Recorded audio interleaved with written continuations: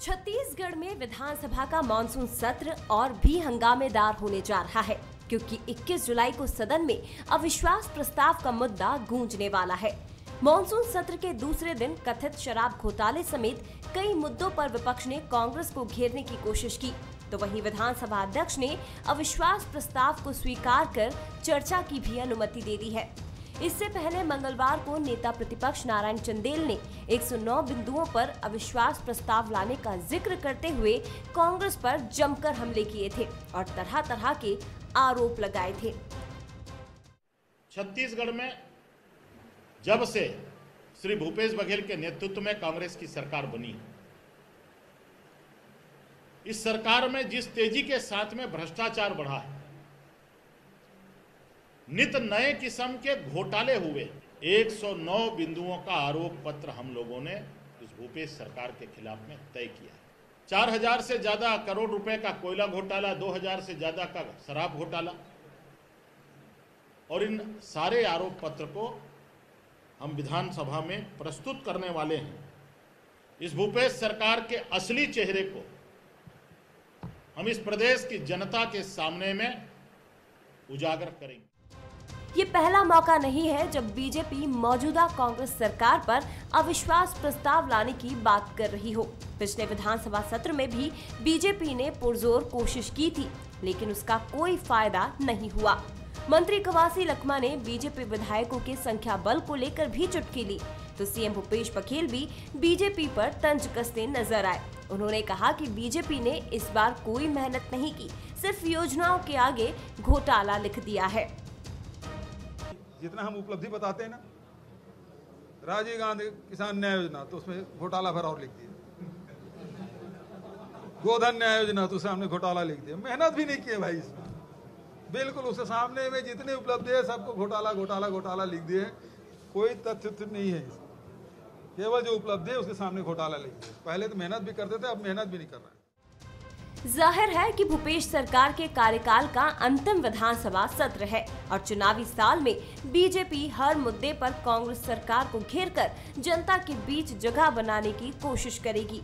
21 जुलाई को सदन में चर्चा होनी है, जिसका नतीजा क्या होगा ये जल्द पता चलेगा, लेकिन चुनावी साल में सियासी सरगर्मी जरूर बढ़ेगी। Bureau report, Bansal news. पौने 5 साल में भूपेश सरकार ने खूब सारे काम किए। दावा तो यह है कि किसान से लेकर मजदूर तक और मजदूर से लेकर कर्मचारी तक हर कोई भूपेश सरकार से खुश है, लेकिन बीजेपी खुश नहीं, लिहाजा सरकार पर अब भाजपा को यकीन नहीं रह गया है।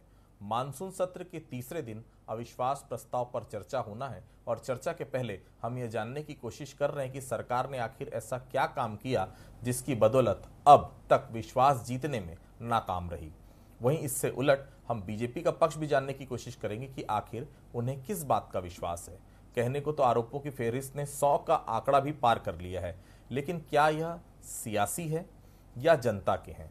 अविश्वास प्रस्ताव पर कुल 109 आरोप सरकार पर लगाए गए हैं, घोटाले से लेकर वादा खिलाफी तक और वादा खिलाफी से लेकर आधी अधूरी घोषणाओं तक। इन सब मामलों का लब्बो-लुबाब यह है कि जब 3 महीने से भी कम का वक्त बचा है, तो फिर ऐसे अविश्वास प्रस्ताव के क्या मायने? क्या इसका केवल सियासी फायदा बीजेपी लेने की कोशिश कर रही है? ये इस पर हम चर्चा करेंगे, या फिर अंदर खाने कुछ और भीतर घात की उम्मीद भी बीजेपी ने पाल रखी है। ऐसे देखा जाए तो बीजेपी अंदर खाने कुछ ऐसे सियासी नब्ज को भी टटोलने की कोशिश कर रही है जो भीतर घात करने में बीजेपी का साथ दे सकते हैं। ऐसे में अविश्वास प्रस्ताव के परिणाम से ज्यादा दिलचस्पी इस बात को लेकर होगी कि क्या बीजेपी के विधायक से ज्यादा अविश्वास प्रस्ताव के पक्ष में वोट आएंगे। नमस्कार, आज का मुद्दा में आप सभी का स्वागत है। मैं हूं आदित्य नामदेव। आज चर्चा में इस बात को लेकर भी करेंगे कि अविश्वास प्रस्ताव का आखिरकार मतलब क्या है। इसका क्या बीजेपी केवल पॉलिटिकल माइलेज लेना चाहती, या फिर आखिरी 100 दिन में बीजेपी भूपेश सरकार को सदन में आरोपों का आईना दिखाकर जनता के बीच वाहवाही लूटने की कोशिश कर रही है। आज चर्चा इस बात को लेकर भी करेंगे कि आरोपों में क्या वाकई में दम है, या फिर यह भी एक सियासी तर्कस से निकला हुआ बुझा हुआ तीर साबित होकर रह जाएगा। आज हम चर्चा इसी बात को लेकर करेंगे कि अविश्वास क्यों, कैसे और किस वजह से सदन में बीजेपी को महसूस हो रहा है। हमारे साथ बातचीत करने के लिए 3 बेहद खास मेहमान जुड़ेंगे। हमारे साथ चंद्रशेखर शुक्ला जी हैं, महामंत्री हैं प्रदेश कांग्रेस कमेटी के, बहुत स्वागत करता हूं मैं उनका।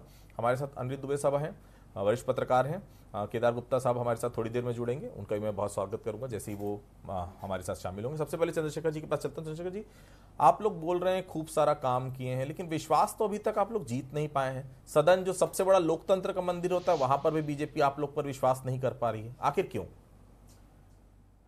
देखिए, जुगनुओं की महफिल में यह तय हुआ, जुगनुओं की महफिल में यह तय हुआ कि सूरज को रोशनी दिखाई जाए। भारतीय जनता पार्टी हताशा और निराशा के दौर से जो गुजर रही है, वो अपने फ्रस्ट्रेशन को, अपने पराभव को एक छद्म वातावरण में बचाना चाहती है, दिखाना चाहती है। और ये दिखाना प्रदेश की जनता को नहीं, अपने राष्ट्रीय नेतृत्व को कि हम सक्रिय हैं। तो इनके राष्ट्रीय नेतृत्व नजर में नकारा साबित हो चुका है, राष्ट्रीय नेतृत्व पर भरोसा करना बंद कर चुका है। पूरी तरह से निर्यातित नेताओं के भरोसे भारतीय जनता पार्टी चल रही है। तो ये दिखाना चाहते हैं परफॉर्मेंस कि हम उस टीम में, छत्तीसगढ़ की टीम में खेलने लायक है, प्लेइंग 11 के लायक है। अन्यथा पूरा प्लेइंग 11 तो उनका बदल गया, अमित शाह जी, ओपी माथुर ने बदल रखा है। तो ये अपनी असफल कोशिश है। अन्यथा कांग्रेस के कार्य से तो प्रदेश की जनता न सिर्फ खुश है, बल्कि हरेली के उत्सव मनाते हुए, गेड़ी चलाते हुए, ठेठरी खुरमी खाते हुए, खुरपी पहन के उत्साह में, उमंग में नाच रही है। क्योंकि हमने राजीव गांधी किसान न्याय योजना का नाम सिर्फ पैसा लगातार दिया, ये तो बोनस की बात करते रहे, हमने दे के दिखाया, हमने गांव का भला करके दिखाया, हमने किसानों का कर्ज माफ किया, हमने आत्मानंद स्कूल में बच्चों को इंग्लिश पढ़ा दिखाया कि छत्तीसगढ़ के बच्चे भी पढ़ लिख के आगे बढ़ सकते हैं। ये NIT, नीट, ये सब की परीक्षाओं में हमारे बच्चों ने टॉपर किया। ये हमारे प्रयास का परिणाम था। इनके शासनकाल में तो 10वीं तक बच्चों की परीक्षाएं नहीं ली जाती थी, 9वीं 10वीं तक लोग अपना नाम तक नहीं लिख पाते थे। तो ऐसी अनेकों अनेक उपलब्धियां हैं। आज लोग स्वास्थ्य को लेकर परेशान नहीं है। आज बस्तर में जहां लोग नक्सलियों से कम मलेरिया ज्यादा मरते थे, वो चीज समाप्त हुआ। हमारी स्वास्थ्य योजना ऐसी थी। आज जो छोटी मोटी कर्मचारियों की समस्याएं थी, चाहे संविदा कर्मचारियों की तनख्वाह बढ़ा के हो, या पटवारियों के संसाधन भत्ता बढ़ा के हो, या दैनिक वेतन भोगी, ये सबको भी हमने ठीक कर लिया है। शिक्षा कर्मियों को जो सम्मान हमने किया, इन्होंने तो 18 साल में एक नियुक्ति नहीं की थी, सबको शिक्षा कर्मी बना के रखा था, हमने संविलियन करके उनको सम्मान दिया। शिक्षक को जो भगवान माने जाते, गुरु माने, तो वो पहचान हमने दी है। तो भारतीय जनता पार्टी पर बोलने बताएं कुछ नहीं, ये एक निरर्थक प्रयास करे, और निरर्थक प्रयास अपने आप को बचाने के लिए, अपने केंद्रीय नेतृत्व को दिखाने के लिए। जैसे कि मैंने कहा, जुगनुओं की एक महफिल में बात तय हुई कि सूरज को चौंधियाया जाए आज। ठीक है, केदार गुप्ता साहब हमारे साथ जुड़ गए, बहुत स्वागत करता हूं उनका। केदार जी, आपको क्यों लग रहा है कि कांग्रेस सरकार पर विश्वास नहीं किया जाना चाहिए, अविश्वास व्यक्त होना चाहिए? केदार साहब, देखिए, मैं और क्या बात कहूं, अभी हाल कल की ही बात है कि ST/SC समुदाय के लगभग 3 दर्जन युवा और अपने पूरे कपड़े उतारकर, निर्वस्त्र होकर, और इस सरकार के खिलाफ नारेबाजी करके, और मुख्यमंत्री के गाड़ी के काफिले के आगे जब विधानसभा चल रहा हो और पुलिस को सूचना देने के बावजूद पुलिस ना रोक पाई, इतना जुनून उन युवाओं में था कि 267 लोगों की भर्ती, और इसके लिए लगातार इस सरकार पर आरोप की जांच करे और उसे हटाएं। परंतु सरकार पता नहीं क्यों आंखें मूंदे बैठी रही, और ये इनको ठोस आश्वासन भी नहीं दिया, और ये परेशान होकर ST/SC, और पूरे भारत में ऐसी पहली घटना हुई जब इस सरकार के खिलाफ वो नारे लगाते हुए रोड पर दौड़े। और मैं कहता हूं, वो युवा निर्वस्त्र नहीं हुए, ये निर्वस्त्र हुई है ये भूपेश सरकार। मैं कहूंगा, इस सरकार ने युवाओं पर ध्यान नहीं दिया, और युवाओं पर कितने तमाचे चढ़ते जाएंगे। ये बेरोजगारी भत्ते की बात इन्होंने की, उसमें ऐसी टर्म्स कंडीशन लगा दी कि घर में नहीं, पूरे खानदान में सारे बेरोजगार होना चाहिए। एक पिताजी के अगर 3 पुत्र हैं और एक कमाता है 2 लाख रुपया, 1.5 लाख रुपया अलग रहता है, 2 भाई बेरोजगार हैं, पिताजी बेरोजगार हैं, तो किसी को बेरोजगारी भत्ता नहीं मिलेगा, क्योंकि घर में एक व्यक्ति कमा रहा है। अरे भाई, आजकल अलग अलग लोग रहते हैं। भूपेश बघेल जी, आप कौन से छत्तीसगढ़ में निवास करते हो? किस धरती से आते हो? किस धरा से आते हो? किस छत्तीसगढ़ महतारी की बात करते हो? क्या वहां पर 3 व्यक्तियों का, 3 भाइयों का परिवार अलग नहीं रहता? आपने अगर ये बेरोजगारी भत्ते की कंडीशन बनाई है तो कहां से बनाई है? किस गैर आदिवासी छत्तीसगढ़िया, किस गैर छत्तीसगढ़िया ने नियम कानून बनाया है, जरा बताइए तो। अगर एक भाई कमा रहा है तो 2 लोगों को भत्ता नहीं देंगे। मैं फिर से कहूंगा, इस भूपेश सरकार को हम ठगे सरकार कहते हैं, क्योंकि ऐसा कोई वर्ग नहीं है जिसे इन्होंने ठगा नहीं। ठेठरी खुरमी और गेड़ी की बात करते हैं, और किसानों को, किसान भाइयों के नाम से 55,000 कर्जा करोड़ लेते हैं, और 12,000 खाली इनका बैंक का लोन पटाते हैं। 20,000 रुपए धान खरीदी, 32,000 और कहां गया 23,000 करोड़ रुपया। 23,000 करोड़ रुपया लोन लेकर किसानों के नाम पर ये खा गए और 4 किस्तों में पैसा देते और बैंक से पूरा उठा लिया। मैं निश्चित रूप से कहता हूं, भारतीय जनता पार्टी की सरकार में किसान भाइयों को जो 75 लाख नलकूप के कनेक्शन थे, 4.5 लाख और दिए गए। 5.25 लाख नलकूप के कनेक्शन है और एक एक विधानसभा में 2,000 पंप के कनेक्शन आज पेंडिंग है। 4.5 वर्षों में भूपेश बघेल सरकार ने दी। लगभग 1.5 लाख से ज्यादा नल पंप के कनेक्शन पेंडिंग है। बिजली नहीं है, खंबे नहीं है, तार नहीं है। मैं कहूंगा ये सरकार लगातार डिफॉल्टर होने की कगार में है। लोन पर लोन लेकर छत्तीसगढ़ को धीरे धीरे खींचने का प्रयास कर रही है। जहां देखे वहां पैसों की घोषणा, जहां देखे वहां पैसों की घोषणा, परंतु ना विकास की बात करते हैं और ना ही किसी प्रकार का इनके पास रोड मैप है। और मैं कहूंगा सबसे बड़ी एक दुर्भाग्यजनक बात है, मैं आपको कहता हूं कि ये सरकार आदिवासियों को, आदिवासी विधायकों को ऐसे इस्तेमाल कर रही है शतरंज में कि मोहन मरकाम को हटा दिया, मंत्री बनाएंगे कह दिया और विभाग कौन सा दिया?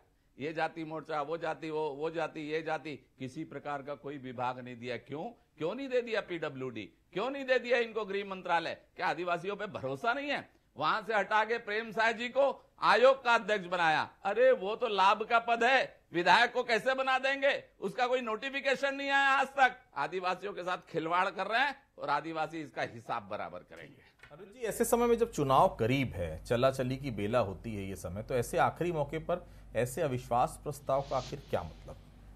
देखिए, अविश्वास प्रस्ताव तो भारतीय जनता पार्टी के विधायकों ने पिछले साल भी लाया था और कल मुख्यमंत्री भूपेश बघेल जी से जब मीडिया ने बाइट ली तो उन्होंने बात कही भी कि ये अविश्वास प्रस्ताव तो पिछली बार भी लाए थे, तब ये 14 थे और अब लाए हैं तो 13 हैं और सरकार जो है इसका जो जवाब पूरी मुस्तैदी के साथ देगी। लेकिन जहां तक कि मैं समझ पा रहा हूं कि अभी जो है ये चुनावी वर्ष है और चुनाव को अब माना जा रहा है कि करीब करीब 100 दिन बचे हैं और 100 दिन बचे, तो इसमें यह है कि अविश्वास प्रस्ताव जो है विपक्ष का अधिकार माना जाता है। मैं तो ये कहूंगा कि विपक्ष का हथियार भी है, अधिकार भी है और हथियार भी है। और दूसरी बात यह है कि जैसे लेकिन यह है कि चूंकि 4 दिन का मानसून सत्र, उसमें एक दिन तो श्रद्धांजलि में निकल गया, एक आज का दिन बीता और 2 दिन और बचे हैं। अब 109 बिंदु का आरोप पत्र आ रहा है, 109 बिंदु पे बातचीत करनी है तो मुझे थोड़ा सा मुश्किल लग रहा है। लेकिन हाँ, इसकी तैयारी का जिम्मा जो है अजय चंद्राकर जी को दिया गया, जो पूर्व मंत्री हैं और वरिष्ठ विधायक भी हैं। तो ऐसा लगता है कि महत्वपूर्ण बातों पर चर्चा पहले की जाएगी। लेकिन एक चीज और गौर करने लायक है कि विपक्ष जो है इस मानसून सत्र का पूरा उपयोग कर रहा है। आज का दिन वास्तव में जो है मतलब बहुत गौर से देखने लायक था और बहुत कुछ महसूस करने लायक था। निश्चित रूप से अविश्वास प्रस्ताव वाला मानसून सत्र है, लेकिन आज कितने गंभीर मुद्दों पर चर्चा हुई आदित्य जी। बेरोजगारी वाली बात हुई और मतलब एक नया जो है मोड़ भी आया और एक नई बात भी हुई कि अजय चंद्राकर जी का सदन में सवाल था कि क्या मैं रोजगार कार्यालय में पंजीयन करा सकता हूं? तो उमेश पटेल जी जो है उच्च शिक्षा मंत्री और तकनीकी शिक्षा मंत्री, उनकी तरफ से जवाब आया हाँ। तो मतलब आम लोगों को एक नई बात पता चली कि मतलब पंजीयन कराने की कोई उम्र नहीं है। और वहां पे अजय चंद्राकर जी ने कहा भी कि कितनी हास्यास्पद बात है कि नौकरी के लिए उम्र सीमा तय है लेकिन रोजगार कार्यालय में पंजीयन कराने के लिए कुछ नहीं। फिर आज शराब के मुद्दे पे बात हुई, मतलब तथाकथित जहरीली शराब का वो कांड और नग्न प्रदर्शन की बात है तो ये तो यहाँ पे जिक्र आ ही गया। और अरपा नदी में वहां पे जो है तट के किनारे 3 बच्चियों के डूबने की भी बात हुई। तो आज कई गंभीर मुद्दों पर आज चर्चा हुई और कल अविश्वास प्रस्ताव पर क्या होगा कल आप और मैं देखेंगे। चंद्रशेखर जी, 109 आरोप हैं आप लोगों पर। आप लोगों को नहीं लग रहा है कि 109 आरोपों में अगर 50 आरोप भी जनता के बीच बीजेपी अगर ले जाने में कामयाब हो जाएगी तो बड़ा नुकसान हो जाएगा आपको? नहीं आदित्य जी, इसका पॉजिटिविटी अब देखिए, 109 जो आरोप लगाए इनमें तथ्यहीन आरोप है, बताने बोलने के लिए कुछ नहीं है, बल्कि हमारे पास अपनी योजनाओं को विस्तार से आप लोगों के माध्यम से बताने का एक सुअवसर। जनता तो इनको ऑलरेडी नकार चुकी, इस प्रस्ताव का कोई औचित्य भी नहीं, लेकिन हमें अपनी बात को दमदारी से रख के शासन की योजनाओं की बात, जिसका लाभ प्रदेश के सभी लोग। आज देखिए, आप प्रधानमंत्री जी बोलते हैं आयुष्मान कार्ड की बात, किसी भी व्यक्ति को 50,000 से 1 रुपये ऊपर नहीं मिलता। 4.5 लाख रुपए राज्य सरकार का, 50,000 केंद्र सरकार का रहता है, ये तथ्य है। लेकिन प्रधानमंत्री जी सरेआम झूठ के पॉलिटिक्स चले जाते हैं कि 5 लाख मैं देता हूं। ये सब बताने का हमको अवसर मिलेगा और आज तो हमने 20 का 25 लाख कर दिया। स्वास्थ्य विभाग की ओर से। अभी मेरे भाई केदार गुप्ता जी चिल्ला रहे थे कि ये नहीं मिलता, वो नहीं मिलता। कल जो लड़के नग्न होके दौड़े वो लड़के नग्न नहीं थे, उनके प्रेरक कल नग्न हुए। उन्होंने अवसर का लाभ उठाया, उनको पहले भेजा और तत्काल राजभवन गए। मुझे ये बताइए 287 को नौकरी कब मिली थी? रमन सिंह के काल में। उनको सर्टिफिकेट कब मिला? रमन सिंह काल में। किसने दिलाया? भाजपा के नेताओं ने दिलाया, कमीशन खा के दिलाया, घूसखोरी कर दी। और उनमें से हमने 70 को निकाल दिया, 19 मर गए और जो बचे हैं वो हाई कोर्ट, सुप्रीम कोर्ट या स्टे लेके आए। और उनके वकील भी भाजपा के नेतागण हैं, उनके वकील भी नंगे इनके प्रेरक हुए हैं। न वो युवा नंगा हुआ है, न वो शासन नंगी हुए, नंगे उनके प्रेरक हुए। ये सिंचाई की बात करते हैं, कितना बड़ा सोलर पंप घोटाला गरियाबंद में हुआ। आज तो किसानों को पानी मिल रहा है, उनको पंप की जरूरत नहीं है, भगवान की कृपा है। भूपेश बघेल की सिंचाई योजना, ये तो एक नहर नहीं बना पाए थे, तालाब खोदना तो बहुत दूर की बात है। आज जाके दीजिए गांव गांव में राजीव गांधी किसान सम्मान निधि का पैसा, इंदिरा गांव जल जंगल का पैसा, हमारी बोरिंग का पैसा, नल जल का पैसा। अरे विश्वास किस बात का? जनता ने आपको नकार दिया है। आप तो स्पष्ट बोलिए कि हम अपनी केंद्र को दिखाने के लिए अपने प्रयास कर रहे हैं। आप तो बताइए हम अपनी इज्जत बचाने के लिए प्रयास कर रहे हैं। आप तो प्लेइंग 11 से गायब हैं, आप क्या इज्जत बचाएंगे? अरे केदार जी, अब माफी मांग लीजिए जनता से। पिछले 2 साल का बोनस तक तो आपने दिया नहीं है। जवाब लेता हूँ। जी जी जी शुक्ला साहब जी बोलिए। जी जी क्या इनके बीच में मैं बोलता तो दर्शक आवाज नहीं बात है।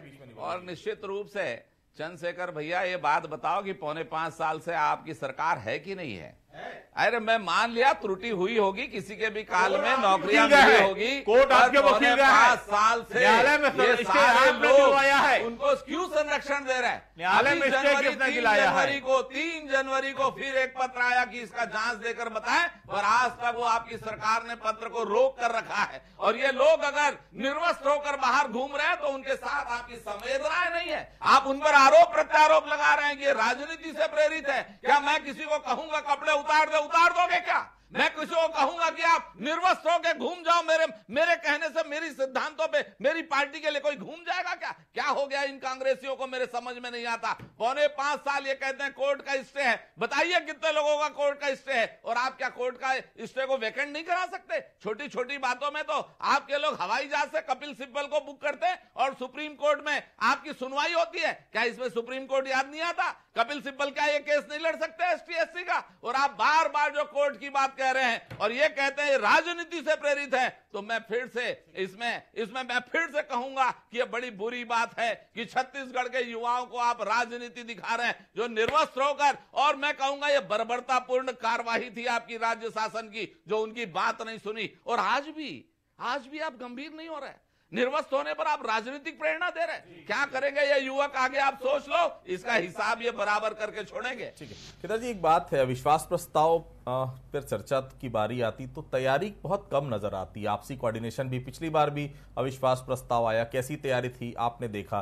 कोऑर्डिनेशन और कहीं ना कहीं तैयारी में बहुत कुछ कमी आती है। क्या इस बार वो कमी नहीं दिखेगी विधानसभा में, ऐसा लगता है आपको? नहीं, देखिए कि सरकार के खिलाफ कोई मामले सामने आते हैं, हम बारंबार उसको पूरी तैयारी के साथ सदन में रखते हैं, सदन में रखते हैं। परंतु ये सदन कांग्रेसियों का सदन है, ये बात कहने नहीं देते। जैसा आज आपने देखा, आपने अवसर देखिए, अभी देखिए ये इनके डीएनए में है। ये सुनना नहीं चाहते, ये दबाव बनाना चाहते हैं। नहीं चलने वाली लोकतंत्र है, सबको बोलने देना पड़ेगा आपको और आपको भी सुनना पड़ेगा। ये निर्वस्त्र जो लोग हुए उसके लिए आपको माफी मांगनी चाहिए थी। आप राजनीति से जोड़ रहे हैं। मैं फिर से कहूंगा, भारतीय जनता पार्टी पूरी तैयारी के साथ, पूरी ताकत के साथ किसान भाइयों का, युवाओं की बेरोजगारी का और प्रधानमंत्री आवास के मुद्दे को लेकर सदन में इनसे लड़ाई करने के लिए तैयार है। और ये जो लड़ाई अब शुरू हो रही है, ये सीधा नवंबर 2023 तक,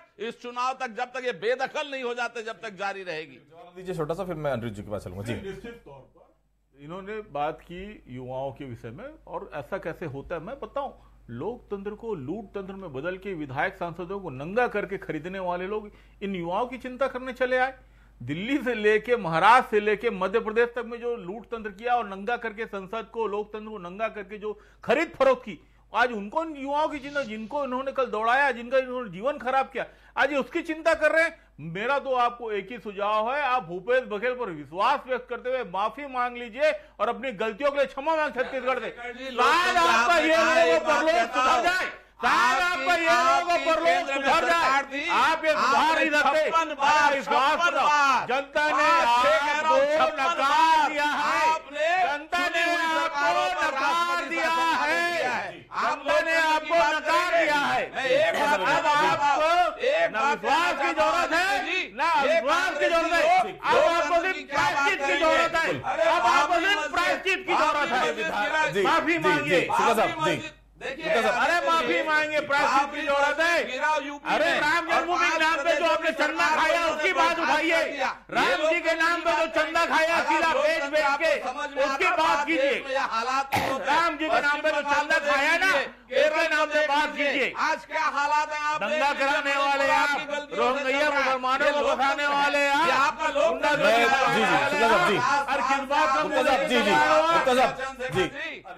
अनुज जी, आपको क्या लग रहा है जो 109 आरोप बीजेपी ने सरकार के खिलाफ बनाए हैं, क्या वह तथ्यात्मक रूप से साबित सदन में कर पाएंगे? अनुज जी देखिए क्या है कि 109 आरोप है, समय कम है, सिर्फ 2 दिन बचे हैं। लेकिन एक चीज जो आज का जो बयान आया है उनका ये कहना है कि राजीव गांधी किसान योजना आगे में घोटाला जोड़ देते हैं, ये योजना फिर घोटाला जोड़ देते हैं। क्या वाकई में आपको लगता है 2 दिन में सब कुछ हो जाएगा? 109 बिंदु पर चर्चा हो सकती है? देखिए क्या है कि 2 दिन मैं समझता हूं कि ये बहुत मुश्किल है, क्योंकि और भी चीजें हैं, प्रश्नकाल होता है, सारी चीजें होती है, बहुत सारी चर्चाएं होती है। लेकिन हाँ, बात यह है कि प्रमुखता से रखने की। देखिए क्या है कि हम जब 2018 का चुनाव परिणाम आया तब से हमें जान रहे हैं कि 15 लोग जीत कर आए और आज 13 रह गए। लेकिन उसमें गौर करने लायक बात यह है कि प्रमुखता से बात जो रखने वाली, तो उसमें अजय चंद्राकर जी, बृजमोहन अग्रवाल जी, शिवरतन शर्मा जी, धर्मलाल कौशिक जी, सौरभ सिंह जी, रंजना डिपेन जी, रणेश सिंह जी, ये मंजे हुए खिलाड़ी हैं। जब ये बात रखते हैं तो बड़ी प्रमुखता के साथ रखते हैं सदन में।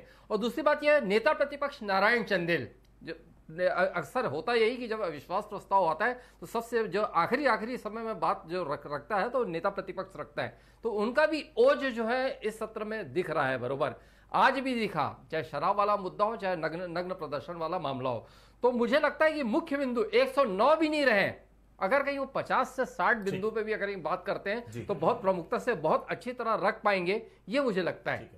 चंद्रशेखर जी, छोटा सा जवाब, समय कम है, 2 दिन चर्चा के लिए, ऐसे में नहीं लगता बीजेपी ज्यादा आक्रामकता के साथ आप लोग पर हावी होने की कोशिश करेगी? आप लोगों की तैयारी क्या है इससे निपटने के लिए? चंद्रशेखर, मैंने कहा ना, हम तो इनका धन्यवाद देते हैं जो इन्होंने हमको अविश्वास मत में बोलने का अवसर दिया, और ये हमारे लिए बहुत अच्छा माध्यम है। आप प्रबुद्ध जन टीवी के हैं, अनिरुद्ध भैया जैसे वरिष्ठ पत्रकार है, निश्चित तौर पर सरकार की जो नीतियां सदन में खुल के आएंगी वो जन जन तक पहुंचेंगी और हमको अपनी बातों को बड़े सुविस्तार से अच्छे से रखने का अवसर मिलेगा, क्योंकि बताने के बोलने के लिए उनके पास कुछ भी नहीं है और हमारे पास बताने बोलने के लिए अपनी सारी योजनाएं भी, कार्य भी, क्षमता भी है। अब जो निर्णय होना विश्वास को जनता करेगी और जनता के पास सब कुछ प्लेटफॉर्म में स्पष्ट जाएगा और जनता इस चीज से वाकिफ है कि कौन उनका हितैषी है और कौन उनको आज तक मूर्ख बनाते आया है। गुप्ता साहब, आप लोगों ने होमवर्क तो सही ढंग से कर लिया। पिछली बार का विश्वास प्रस्ताव ने देखा आधे से अधिक जो विधायक बोल नहीं पा रहे थे, ऐसे में अविश्वास प्रस्ताव अगर आप लेकर आ रहे हैं, कांग्रेस ने अपनी पूरी तैयारी करके रखी है, क्या बसपा और जोगी कांग्रेस का सपोर्ट मिलेगा, ऐसा लगता है?